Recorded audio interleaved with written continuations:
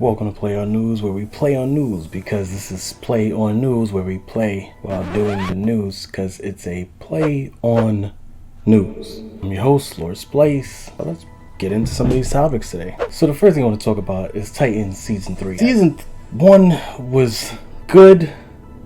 It was good. It was good. Season 2 was a little bit better, but Season 3, the best part of the Titans, is finally coming to Season 3.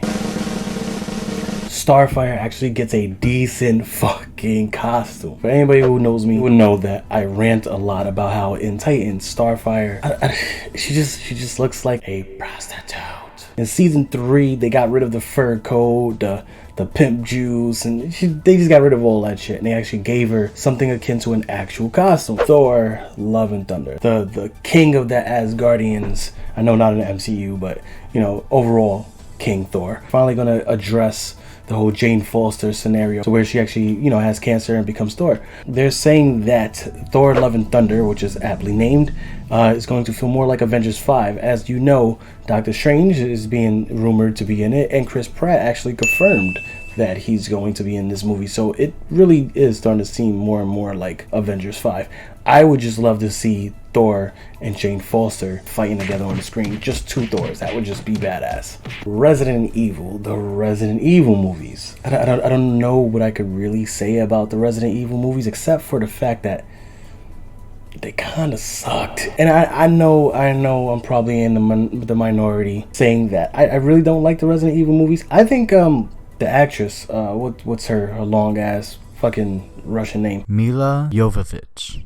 I think she's a great actress. I've seen her in some other things. She's not a bad actress, you guys. But the script and the movie itself, it really needs some work. I get the whole multiverse theory. I mean, look around me. You can see Christmas presents over here, by the way. So I understand the multiverse theory, but what I don't agree with, how that movie it's not canon. It's not accurate. It's just they divert so much from the source material. It really feels like the recent seasons of The Walking Dead, and I can't get behind it. It's just so garbage. It just really is. But recent set photos have come out, and you can actually see the Raccoon City Police Department helicopter, and you can actually see the Spencer Mansion as well in some of these set photos, which gives me a lot of hope for the current state of this movie, because of the fact that if these set photos are any indication, we're actually going to get an actual source material Resident Evil movie, and that I cannot wait for. So let's cross our fingers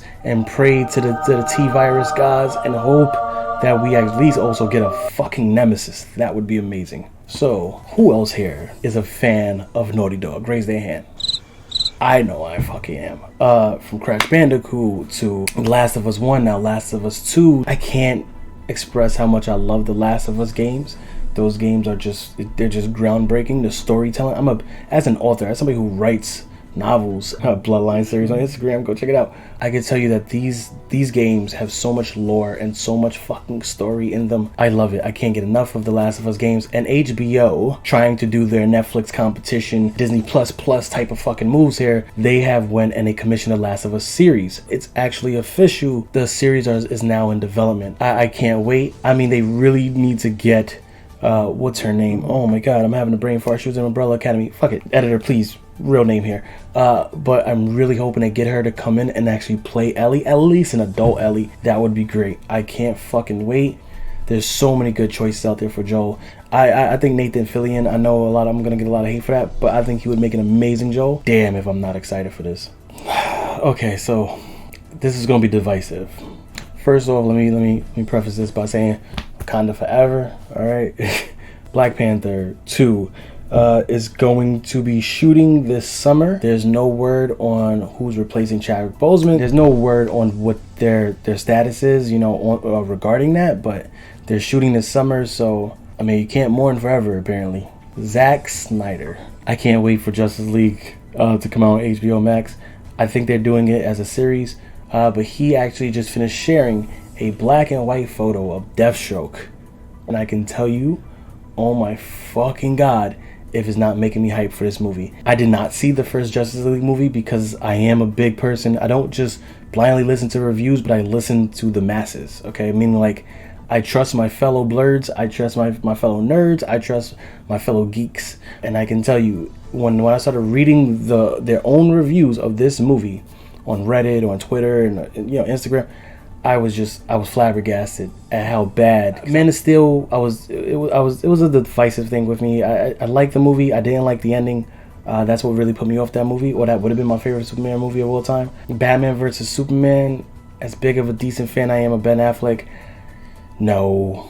The Justice League movie looked fucking amazing in the trailers until the reviews came in and they talked about Steppenwolf and the reshoots and the infamous Henry Cavill fucking CGI mustache. Yeah, I wasn't a fan for it, so I didn't go and see it. But I will say, Gal Gadot, Ezra Miller as Flash, Jason Momoa as Aquaman, they killed it. Even in the solo movies for Aquaman and Wonder Woman, it's amazing. I don't understand how they dropped the ball in this movie, but I cannot wait for it to come out on HBO Max.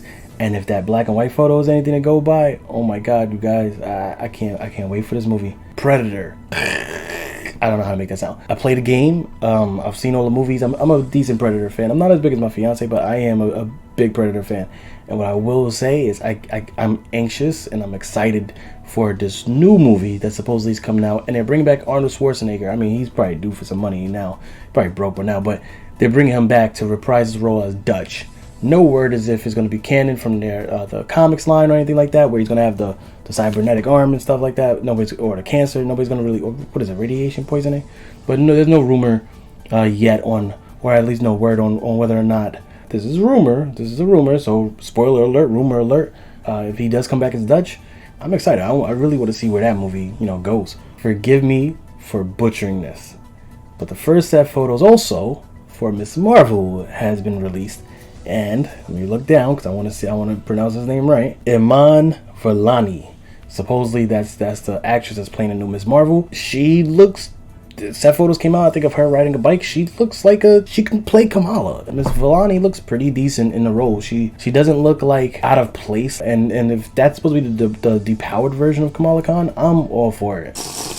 Javisha Leslie is replacing the actress on Batwoman. I'm not really for that. I don't mind it, and it's not a race thing. I mean, obviously, I like Kate Kane. I think as a character, Kate Kane is interesting, and I think she hasn't really been done proper justice, not even in the comics. And I thought that if you just keep her in that role and then expand upon that, I think that the Batwoman character would have been way more fucking interesting. Supposedly, the woman that's playing Kate Kane currently in the Batwoman, she's stepping down. I really do want to know what the fuck it was over, because she was an amazing actress too. I thought that was just an amazing role for her. But I am interested to see how they handle the character for this TV show. Hopefully they make it a little bit more closer to the comic. Introduce Barbara Gordon. I think that would make sense. Miles Morales. I thoroughly enjoy that character. I think it's an amazing character. I'm sounding like a little Trumpian here. I think it's an amazing character. It's so good. He does amazing work. No, but I do really think, that's a bad impression, but I really do think that he's an amazing character. It's groundbreaking.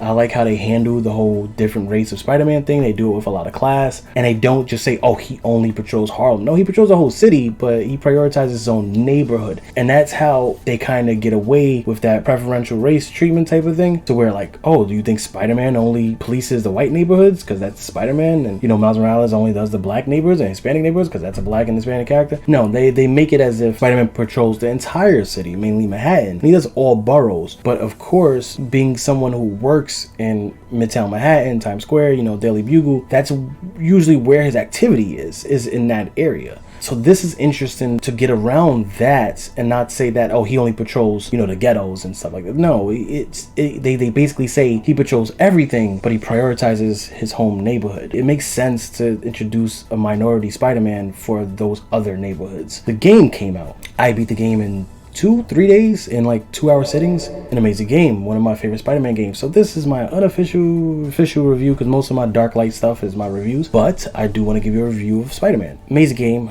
I give it off the bat 8 out of 10.